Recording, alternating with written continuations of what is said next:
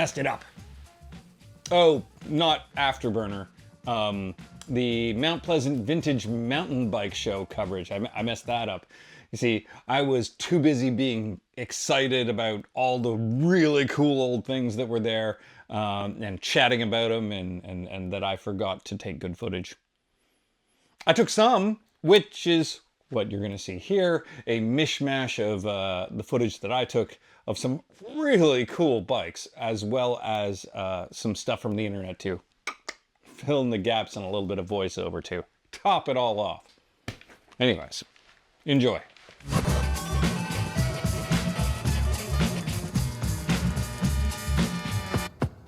Nah, know my brother, know my sister, time to get hip to this. Word to the mother, I'll tell the truth, so bear my witness.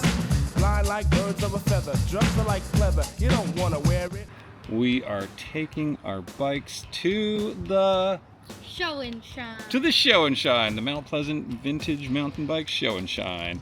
Coffee at Honest Pete's first. No, that's lyric. Move your head. There you go. Coffee at Honest Pete's first. Boosh. Yeah, just finished sparkling things up, and we've got the Resto-Mod Norco here, and then the ugliest bike that Santa Cruz ever made, the Jackal. I don't think it's ugly. It's subjective. Car makes, yeah, $800. The steel. You just take your ass in here. Is the price of steel and titanium these days? It's so long. Insert, that's what they said. So much down. So there were a bunch of decurfs there, which the decurf yoke, the way that he did the yoke, the signature tube through tube thing at the back end is just,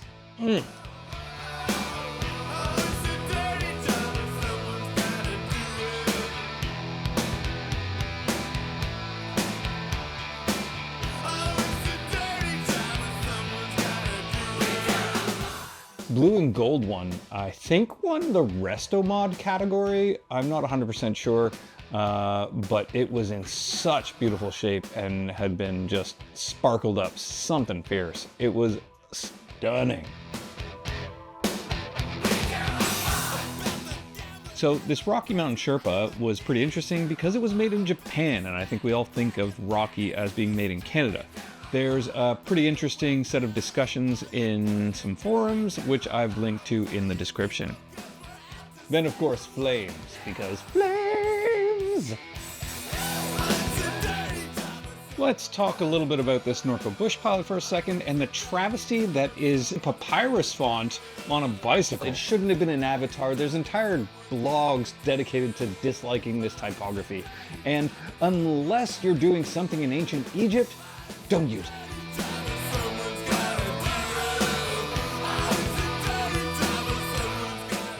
This is the Balfa Minuteman. It was the only other dirt jumper that I saw on the show, aka the BD-0. If you know, you know.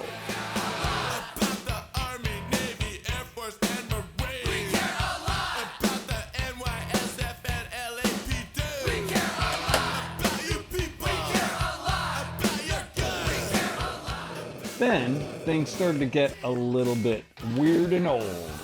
This is a Trimble. It's one of the first carbon fiber bikes. There's definitely a couple others that were out there at the time, Kestrel and a couple other companies, but this thing is wild looking. Effectively, it's a sideways X.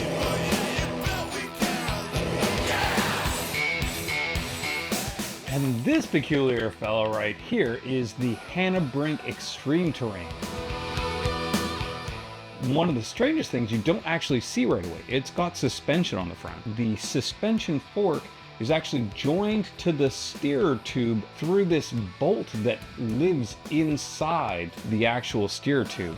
And you could loosen and tighten it, which is terrifying in its own right. Very terrifying.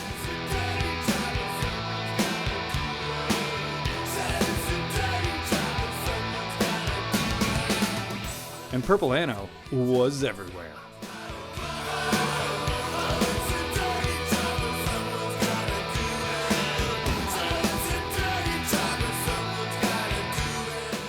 Interestingly enough, my first appearance on Fort 9 was in the DIY anodizing video where I played 43's corpse. 44 finds a way to kill 5 minutes.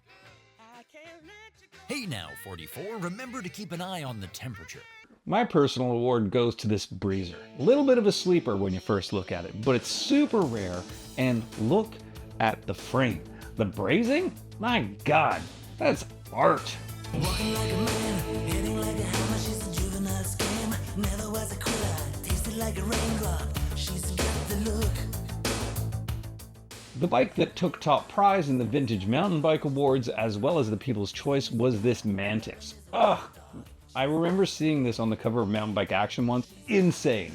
She's got the look, she's got the look. What in the world can make a brown-eyed girl turn blue? When everything I'll ever do, I do for you. And I go la la la la la. She's got the look. Na na na na na na na na na na na na na na na. She's got the look. Thanks for coming along on this ride through vintage mountain bike history with the Mount Pleasant Mountain Bike Show and Shine. I'm definitely going next year. I already have a project in the backyard that I'm going to bring along. I just have to spend a year making it look good. Yeah. Don't forget to like, subscribe, and more importantly, indulge in a little bit of nostalgia. It's good for what ails you. Remember when controllers only had one button? Maybe you don't. I do.